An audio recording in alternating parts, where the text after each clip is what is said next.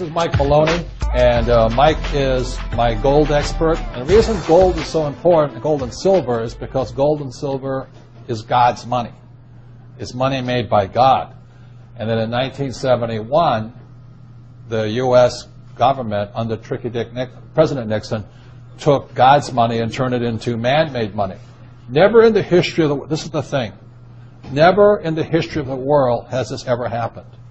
In 1971, the U.S. and Nixon convinced the entire world to replace gold and silver with paper money. This stuff. Cash is trash. So the reason we have so much volatility in the world today is historically, since the time of the Romans and the Greeks and the French and the English and the Germans, every time they have taken God's money, like silver here, and replaced it with man-made money, there's been economic volatility. Now the problem is, so the dollar is going to keep dropping. So one of the reasons I can predict what's going to happen is I can predict the dollar will keep dropping simply because the U.S. government and now the euro, the European central banks, are printing so much of this trash. So you'll see gold going up in price, oil going up in price, real estate going up in price, because this is trash. So that's what happened in 1971, has happened throughout history. And the reason this current election doesn't make any difference is the only person that can put this back in place is a strong, charismatic leader.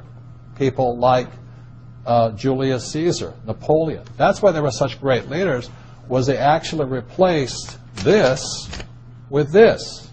Unfortunately, we do not have that person among the candidates. I know Ron Paul, philosophically, I agree with him as closely as possible, but unfortunately, I don't think Ron Paul has the chutzpah, as my Jewish friends would say, to change this whole thing. So there will be more this printed than ever before, which means the dollar keeps coming down and other things keep going up. And that's really what's going to happen. It's predictable.